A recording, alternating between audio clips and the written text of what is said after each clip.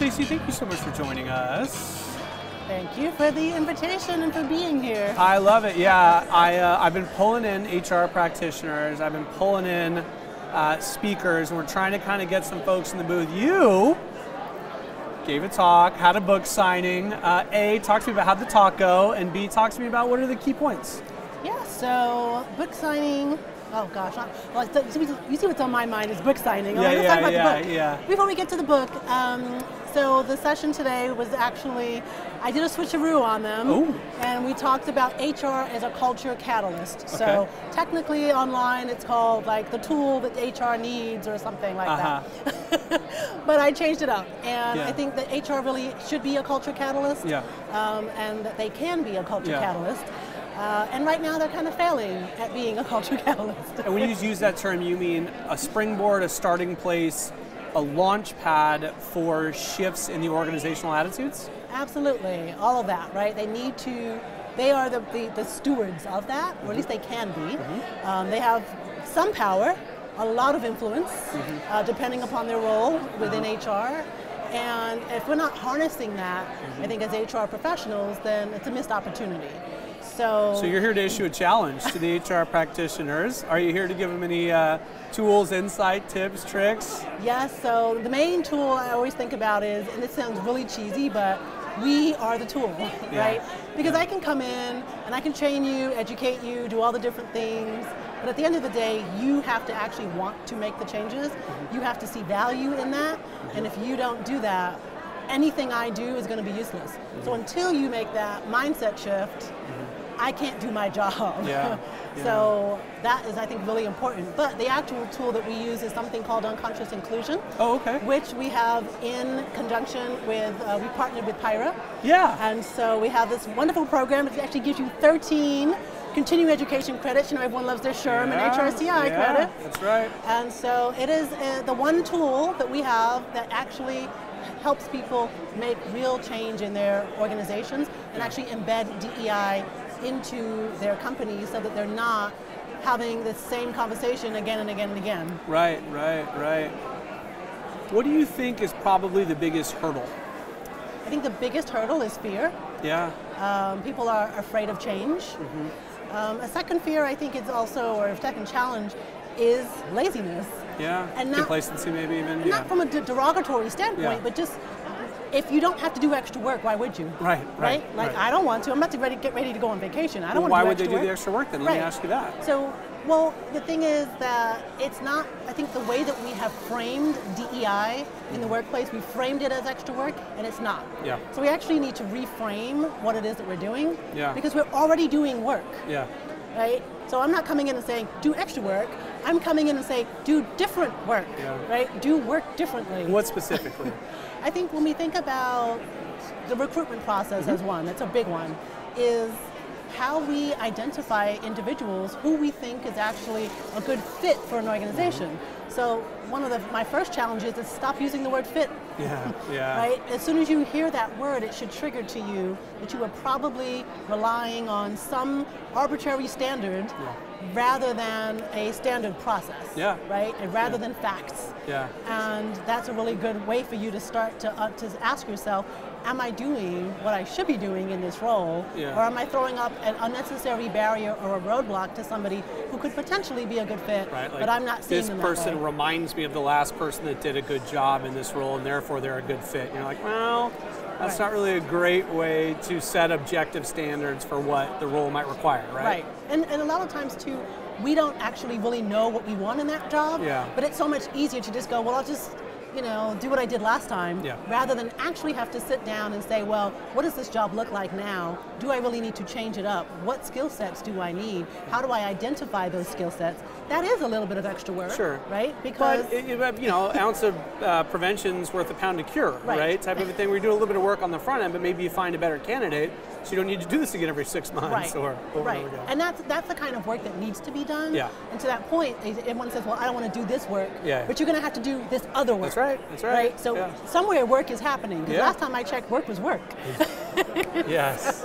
Except for here it's all fun. There's no avoiding that. Well, talk to me a little bit about the book. You get into some of the stuff in the book, or what are some of the key points of the book? the book itself is actually based off of our culture roadmap.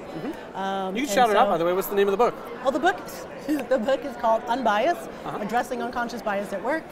And it takes a simplified approach to looking at, what are the things when we look at DEI that we need to take a look at. And so starting with awareness, and then alignment, which is sort of like accountability, then action, and then getting to this place of advocacy or sustainability. Yeah. So we use it's like a 4A framework. Yeah. And the book is divided into those 4 parts. Yeah. And so it's a very simple read. Yeah. It really walks you through some of the things that just thought-provoking ways to, again, start changing some of the things that we're doing in the workplace. If you were an HR person out there and you're doing your best and you're doing what you think's an honest day's work and a pretty good job, what might be the most revelatory or surprising thought you put forward in your book, or the most that maybe go, I'm thinking about this different. Thank you for that. I think it's just the idea that we are in this, we are the people that need to make the change. I know I said this earlier, but we don't realize, everyone is not racist, not sexist, not homophobic. Right. So if everyone is not those things, why does sexism, racism, and homophobia exist, right? So I think the most surprising thing for most people is that those exist in us, even me, right? All of us. Yeah. And it's how do we identify it, which is the hard part. That's why the awareness comes in. Yeah. And then how do we do something about it? Yeah. And then how do we actually take action to make ourselves and our workplaces better? Yeah. So it's a hard thing to see, because people ask, well, how do I see what I can't see? Right, yeah. And there's a lot of, content and exercises that really help you to start to get a handle on that. And are you someone that employers can turn to? Do you conduct trainings, or do you have recommendations on an employer that says, fine, you're right, I acknowledge there's things I can't see, and I acknowledge that if work was done, I might have them be more visible. Where does one turn? Absolutely. I mean, this is why I'm here, right? Yeah. At the conference. That's why I asked the question. And this is what I do. It's coming out and being able to talk to folks. I actually just had a conversation with Christine Rodman, who is here. She's the best. Cal Sherm, right? She's lovely. And she was just raving about my session at Cal Sherm. Awesome. And just saying how it really helped them to see and to understand. And I think until you actually tangibly try the thing, do the exercise, you just don't recognize it. Yeah. But as soon as you see it, you can't unsee it. Yeah, good, okay. And that, I think, is what is so important. It makes for an effective session then, right? If what you're saying is it's sort of like, hey, once I, clue you into some of these things, it will have a lasting impact. It is therefore worth, in a big way, doing the session. Yeah, absolutely. And it's one of those things that we don't notice at first, but there's a lot of little things we can do to help us to start. So now that we notice it, we can start to, in the workplace go, oh wait, why did I say that? Why did I ask this question? So let's get specific. What's a small noticeable thing that you might say, hey, I clue people into this. They didn't realize they were always using male gender terms for things, and now it stands out like a sore thumb, and now they've backed out and talked about whatever. Well, I think one example I'll give is just from when I was teaching, right? Because I teach a lot of different universities, and I had one of my students, and it's adult learners. So she came back to me after the class and said, what I really got out of this was I was sitting in my office, we were getting ready to hire, and somebody else on my team grabbed a resume and said, oh, this isn't, this person isn't a fit. And she stopped her and said, based on what? Yeah, why? Right, so she was able to start asking more questions, and the person ended up staying in the pipeline. Yeah. Now, he ultimately didn't get the job, but the point is, he stayed in longer than he would have. He would have immediately been rejected. Did the person identify why they thought that? His age. Right, just right. based on his age. And she was like, and how nothing is age? About this role. Right. Yeah. So she was like, in that moment, it would have gone over my head. I wouldn't have noticed.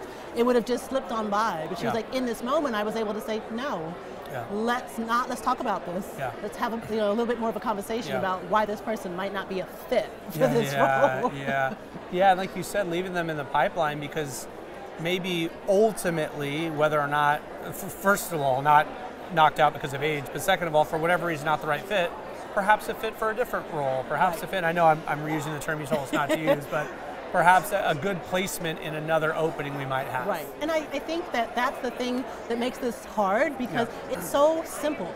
everyone goes, oh, I know, I can do that. Yeah. But until someone, it's almost like those V8 commercials, you know, Yeah. they bop you over the head, right? It's like until someone kind of does a little hit, you're like, oh, now, I see it, right? Yeah. But it's a very simple, small changes. Yeah. We're not looking for a lot, Yeah. but each small change adds up. Yep. And if we're not doing them, that's how these things fall through. That's how we end up with microaggressions and all these other things, right? That we don't pay attention to because they seem so small, but they add up over time.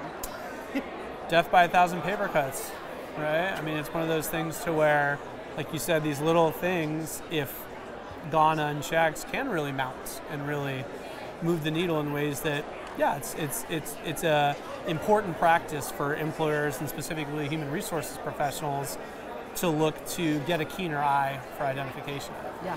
So it's really, I love doing this work because I get to get into a lot of different organizations, talk to a lot of different people.